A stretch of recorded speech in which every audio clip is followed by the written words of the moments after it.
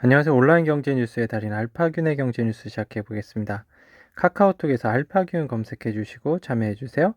디캠프에서 만난 외국인 창업자 한국은 이런 게 좋아요. 예. 감사드립니다. 신영증권 전문가 어벤져스 보였다. 대박보다 안정적 투자 지향한다고 합니다. 관심 있으신 분들은 한번 가보세요. 청담역에 있다고 하는데 청담동에 있다고 합니다. 메가 굴씨 살아있는데 카카오 이름 쓰고픈 MBK 안 된다는 카카오 조회수 한 건이고요. 최우영 기자입니다. 지난달 카카오 모빌리티 기업 가치에 대한 의견 차이 때문에 매각이 불발됐다는 소문이 이어졌으나 여전히 카카오와 MBK 모두 협상의 끈을 놓지 않은 것으로 알려졌고요. 카카오 외에 카카오 모빌리티 주주인 TBG 컨소시엄과 칼라일 등은 카카오 모빌리티 현 기업 가치에 대해 최대 23조 원에 달한다는 내부 논의를 거쳤으나 MBK에 제시한 전체 기업 가치는 18조 원 가량으로 전해졌습니다. 중국 우리 석유도 사세요. 이란 러시아 따라 가격 낮춘다. 임소연 기자입니다. 이란이 최대 석유 수입국 중국을 놓고 자국과 마찬가지로 서방 제재를 받고 있는 러시아와 경쟁하기 위해 원유값을 낮추고 있습니다. 4일 블룸버그 통신은 이란이 중국 시장에서 러시아 석유와 경쟁하기 위해 원유값을 인하하게 됐다고 보도했네요. 이재용의 삼성 S대 방문은 왜 감춰져야 했을까? 조회수 2건입니다. 김성은 기자고요. 이 가운데 총수의 현지 공장 방문은 배터리 사업이 그룹 내에서 소외되지 않고 있다는 신호를 줄 수 있는 발걸음이었다. 시장 오해를 불식시킬 수 있는 움직임이기도 했다. 삼성전자 측은 관련 내용을 줄곧 부인했다. 하지만 닷새 뒤 이 부회장은 헝가리 공장을 방문하는 등 자동차 업계 현황을 두루 살폈다고 직접 전했다. 삼성전자의 확인이 사실과 달랐던 셈입니다. 네, 왜 거짓말할까요? 아니면 정말 몰랐을까요? 부산 수영 힐스테이 센텀 이달 분양합니다. 모건스탠리 S&P 지수 바닥 20 더 떨어진 3000 근처 이렇게 얘기하네요. 20% 올 상반기 20% 하락 마감했네요.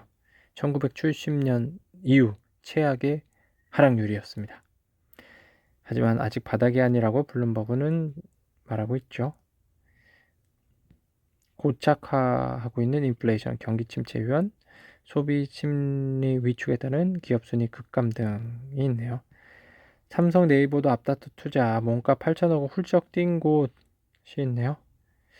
네 번째 창업에 그래도 꽤 성공했네요. 하이퍼리즘 공동대표입니다.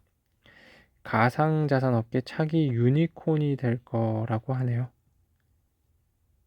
카카오 지분 플랫폼 남기고 모빌리티 매각합니다. 조회수 2건이고요. 임세원 기자입니다.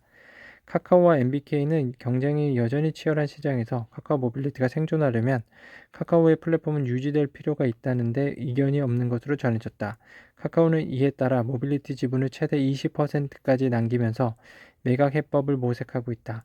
IB 업계 한 핵심 관계자는 카카오가 택시 업계와의 갈등으로 여론의 문매를 맞으면서 상장 대신 매각을 추진하지만 실적이 본격적으로 호전되고 있는 카카오 모빌리티를 완전히 매각하기는 어렵다면서 회계 기준상 계열사로 잡히지 않는 수준, 지분율 20% 이하로 보유 지분을 낮춰 매각에 힘을 싣는 듯하다고 전했습니다. 마이너스 85% 1년 만에 추락한 후불 결제주입니다. 조회수 한 건이고요.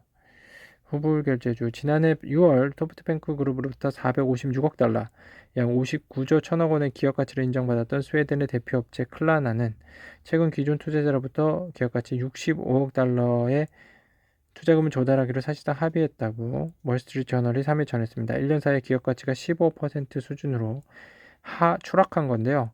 이는 1월 나스닥 상장으로 기대를 모았던 어펌의 주가는 상장 당시 117달러에서 1일 종가 기준 17달러로 85% 넘게 빠졌습니다.